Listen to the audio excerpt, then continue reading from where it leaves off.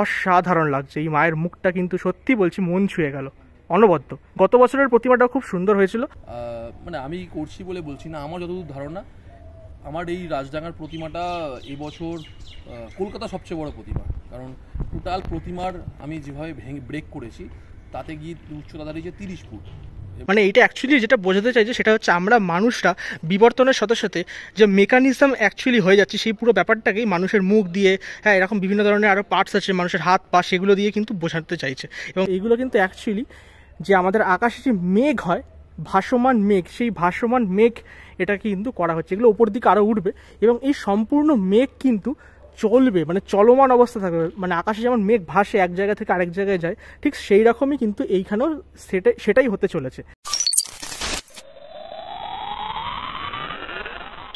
So finally আমরা চলে এসেছি রাজডাঙ্গা নবোদয় সংঘের প্যান্ডেলের একদম সামনে। ওই হচ্ছে প্যান্ডেল, আমরা এখান থেকে দেখতে পাচ্ছি। এবার ভেতরে ঢুকে তোমাদের দেখাবো। আর অলরেডি কিন্তু এই জায়গাটা দেখতে পাচ্ছ, লাইটিংয়ের যে গেট, সেই গেটগুলো কিন্তু লাগানো হয়ে গেছে। এবং এখন ঘড়িতে বাজে মোটামুটি 3:10, আর আজকে কিন্তু 21 সেপ্টেম্বর। আর মণ্ডপের ঠিক একদম সামনেই তোমরা দেখতে পাচ্ছ রাজডাঙ্গা নবোদয়ের সঙ্গে একটা বড় ব্যানার আছে, যার থিমের নাম কিন্তু এবছর ভারসাম্য, এবং যে থিম আর্টিস্ট মলয় এবং শুভময়। গত বছর রাজডাঙ্গা নবোদয়ের সঙ্গে যেই প্যান্ডেলটি করেছিল সেটা কিন্তু সম্পূর্ণভাবে ইটের প্যান্ডেল হয়েছিল, এবং সেখানেও কিন্তু একটা সামাজিক বার্তা দিয়েছিল শিল্পী মলয় শুভময়। এবং এই বছরও ব্যানারে যেটা লেখা আছে থিমের নাম, সেটা হচ্ছে ভারসাম্য। এবং ভারসাম্য শুনেই তোমরা বুঝতে পারছো ব্যালেন্স বা ভারসাম্যের একটা কিন্তু মেলবন্ধন এই প্যান্ডেলে আমরা দেখতে চলেছি। এবারে থিমটা অ্যাকচুয়ালি কি সেটা তো ভেতরে ঢুকেই তোমাদেরকে দেখাতে পারবো এবং বোঝাতে পারবো। তো চলো বেশি দেরি না করে মণ্ডপের ভেতরে ঢোকা যাক। মণ্ডপের ভেতরে ঢুকে তোমাদের এখন এক্সক্লুসিভ রাজডাঙ্গা নবোদয়ের সঙ্গে 2024-এর পুজোর প্যান্ডেল দেখাতে চলেছি।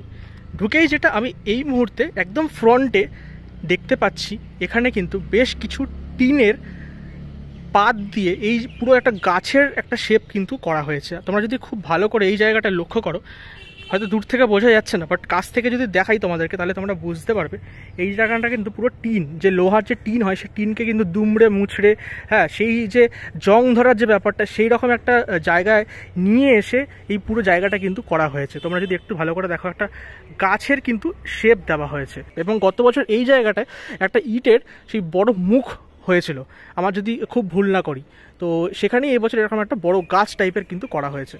এবং মণ্ডপের যদি এই সাইডটা দেখি তাহলে কিন্তু আমরা দেখতে পাবো যে কলকারখানা হয়, সেই কলকারখানার আদলেই কিন্তু এই জায়গাটা ফুটিয়ে তোলা হয়েছে।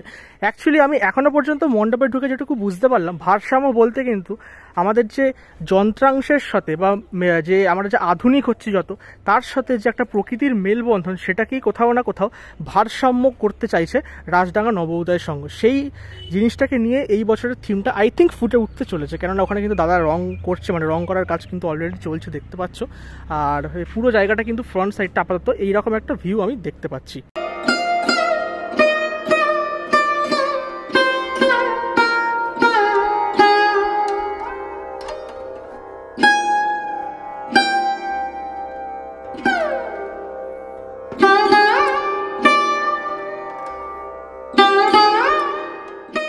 এই জায়গাটা তোমাদেরকে একটু ডেসক্রাইব করে দিই। আমরা কিন্তু যখন মণ্ডপে ঢুকলাম, মানে তোমরাও যখন দুর্গাপুজোর সময় ঢুকবে, তখন প্রথম দিকে ওই গাছটা কিন্তু দেখতে পাবে, যেই গাছটা একদম টিনের যে বিভিন্ন রকমের যে পাত, সেটাকে দুমড়ে মুচড়ে তৈরি করা হয়েছে, সেটা একটু আগে বললাম।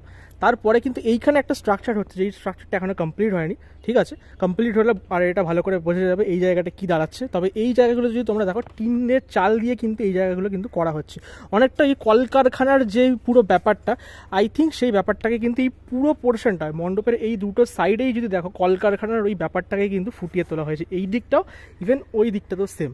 এবং মিডিলটা, এই পোর্শনটায় কিন্তু একটা মেকানিজম এর একটা ব্যাপার থাকছে, এইটা কিন্তু সম্পূর্ণভাবে রোটেট করবে, মানে ঘুরবে। দুর্গাপুজোয় তোমরা কিন্তু এটা যখন আসবে দেখতে পাবে এটা কিন্তু রোটেশন এই চলবে।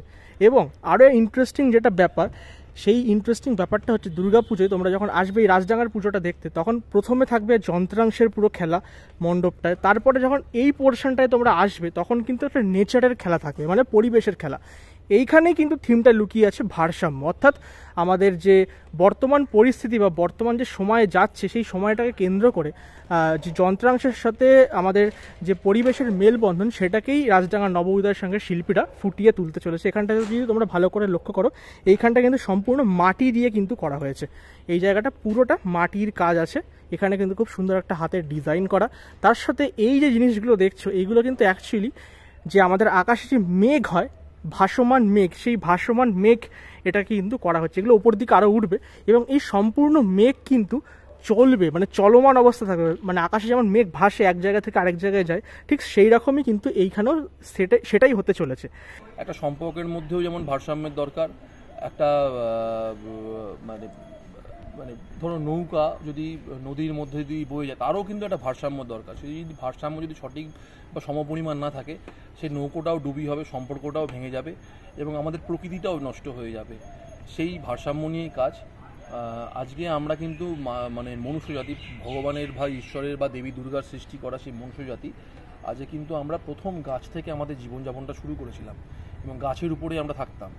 মানুষ যেদিনকে প্রথম গাছ থেকে নেমে মাটিতে এলো সেদিনকে কিন্তু মানুষের জীবনের আমূল পরিবর্তন হলো এবং তারপরে সে চাকার আবিষ্কার করলো।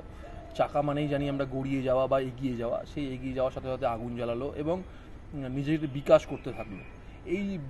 এই যে বিকাশ বা নিজেকে মানে চেঞ্জ করা, এই চেঞ্জ করতে করতে আজকে আমরা এমন জায়গায় এসে দাঁড়িয়েছি, আজকে কিন্তু আমরা মানে প্রকৃতির কাঁধে পা দিয়ে নিজেদের তাগিদে বলো বা নিজেদের মানে প্রচেষ্টায় বলো, নিজেদের তাগিদে তো অবশ্যই, এবং নিজেদের স্কিলে এবং বিজ্ঞানের সহযোগিতায় বা প্রযুক্তির সহযোগিতায় আমরা কিন্তু আজকে মানে নিজের পৃথিবী ছেড়ে আমরা কিন্তু চাঁদেও চলে গেছি। এটা কি আমরা মানে এই যে অগ্রগতিটা, এটা কি শুধু আমরা মানে মানে নিজেদের স্বার্থে করছি সেটা কি আমরা প্রকৃতির ক্ষতি করছি না? এর আগেও আমরা দেখেছি প্রকৃতি যখনই নিজের ভারসাম্যটা একটু নষ্ট হয় সে কিন্তু নিজেকে গুছিয়ে নেওয়ার জন্য ভূমিকম্প বলো, সুনামি বলো, কিছু না কিছু করে কিন্তু প্রকৃতিকে আবার ব্যালেন্স করে নেয়। মানুষের ক্ষতি হোক সেটা প্রকৃতি দেখবে না, কারণ প্রকৃতি নিজেকে সবসময় সঠিক করে নেওয়া। সে ডাইনোসর যুগেও তাই পাওয়া গেছিলো। তো আমার এখানে একটা প্রযুক্তি রয়েছে বা একটা টেকনোলজি রয়েছে, যেটা একটা কলকারখানা ছাড়া বা একটা চাকা ছাড়া যে টেকনোলজি হয় না। পুরো কনসেপ্টের মধ্যে একটা টেকনোলজির এরিয়া রয়েছে, একটা গাছ রয়েছে, যেই গাছ থেকে মানুষ নেবেছে বলতে পারো, বা যেই গাছে মানে যেই গাছের সমস্ত শাখা পোশাখা কাণ্ড কেটে প্রকৃতিটাকে নিয়ে নেওয়া হচ্ছে বা প্রকৃতির মাটিটাকে নিয়ে নেওয়া হচ্ছে, এবং এই কাঠকেও আমরা কিন্তু প্রযুক্তির কাজে ব্যবহার করছি। সেটার সাথে সাথে এটা প্রকৃতির মধ্যে যে ফিরে যাওয়া, মাটির মধ্যে ফিরে যাওয়া, মা দুর্গা পুরো মাটি থেকে, মাটির স্তূপ থেকে, মানে যেই মৃন্ময়ী রূপকে আমরা মাটি থেকে তুলে নিয়ে আসি এবং মাটিতেই ফিরিয়ে দিই, মানে মাটির মধ্যেও যে প্রাণটা আমরা সৃষ্টি করি সেইখান থেকে বেরিয়ে আসছে এবং প্রকৃতিটিকে পুরো নিজের হাতের মধ্যে ধরে রয়েছে, সেই বিষয়টা রয়েছে। এবং টোটাল কাজের মধ্যে প্রযুক্তির সাথে যে মাটির যে ব্যালেন্স, সেই ব্যাপারটাও রয়েছে। রাজডাঙ্গার প্রতিমাটা এবছর কলকাতা সবচেয়ে বড় প্রতিমা, কারণ টোটাল প্রতিমার আমি যেভাবে ব্রেক করেছি তাতে গিয়ে উচ্চতা দাঁড়িয়েছে 30 ফুট এবং প্রত্যেকটি সেপারেশন যখন বিসর্জন হবে তখন সেটা 30 ফুট থাকবে না, আবার রেড রোডে গিয়ে যখন ইনস্টল হবে 30 ফুটে হয়ে যাবে। এবং প্রতিমার মধ্যে প্রচুর চমক রয়েছে, প্রচুর ভ্যারিয়েশন রয়েছে, অনেকগুলো ভ্যারিয়েশনে অনেকগুলো ব্রেকের। প্রতিমার ডেপথ রেখেছি প্রায় 14 থেকে 15 ফুট এবং প্রতিমার উচ্চতা তো বললামই। এবং সব কিছু মিলিয়ে এইটুকু বলতে পারি, মানুষ যখন এখানে আসবে মানুষ সচেতন হবে। সচেতন যেমন আমরা বর্তমান পরিস্থিতি নিয়ে সচেতন হচ্ছি, এতটা সচেতন হয়েছি, আমাদের কিন্তু এনভায়রনমেন্ট নিয়েও এতটা সচেতন হওয়া উচিত। পুজোটা 30 তারিখ ওপেন হয়ে যাচ্ছে মাসাটের জন্য, আমার কাছে কিন্তু 30 তারিখ থেকেই মণ্ডপটা দেখা যাবে। এবার দর্শক কতটা ঢুকতে পারবে কি পারবে না সেটা মানে ওই তৎকালীন যে সময় সেই সময়ের উপর ডিপেন্ড করছে। আর তাছাড়া মাসাটের শো যেদিনকে শেষ হচ্ছে 2 তারিখ, 3 তারিখ থেকে পাবলিকের জন্য পুরোপুরি ওপেন।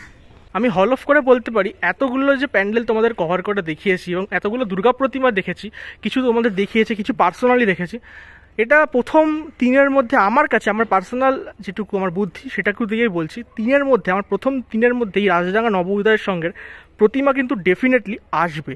প্রতিমাটা কিন্তু বিশাল বড় হাইটের, আমি নিচ থেকে যদি ধরি এইখান থেকে এবং সেই মাথা পর্যন্ত, তাহলে কিন্তু এটা 30 ফুট অর্থাৎ 30 ফিট প্রতিমা কিন্তু এটা হতে চলেছে। অত্যন্ত সুন্দর লাগছে। প্রতিমার রং এখনও কমপ্লিট হয়নি, রং হলে আরও ভালো লাগবে।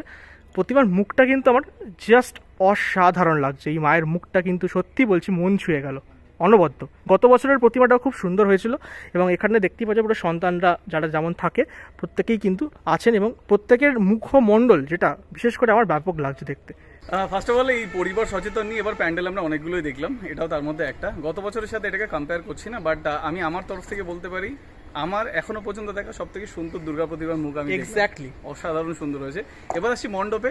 এই মুহূর্তে যেহেতু প্রস্তুতি পর্ব, মণ্ডপটা কেমন কিরকম হবে এখন বলতে পারছি না, বাট প্রচুর কাইনেটিক পার্ট আছে, মুভিং পার্ট আছে, লাইট আছে, সেগুলো দেওয়ার পর দেখতে হবে এটা মানুষকে কতটা আকর্ষণ করছে। বাট হ্যাঁ, খুব সিম্পলিস্টিক থিম, আশা করি মানুষজন বুঝতে পারবে। এক্স্যাক্টলি, এবং আমার তো পার্সোনালি ভালো লেগেছে, আশা করি তোমাদেরকে ভালো করে দেখাতে পেরেছি। তো আজকের ভিডিওটা কেমন লেগেছে সেটা কমেন্ট বক্সে জানাও। এখনো পর্যন্ত চ্যানেলটা সাবস্ক্রাইব না করে থাকলে সাবস্ক্রাইব বাটনটা প্রেস করে দাও। বাকি তোমরা সব কিছুই জানো কী কী করতে হয়, সেগুলো করে দিও। আজকে এখান থেকে বিদায় নিচ্ছি, দেখা হবে খুব তাড়াতাড়ি নেক্সট ভিডিওতে। আজকের মতো গুড বাই।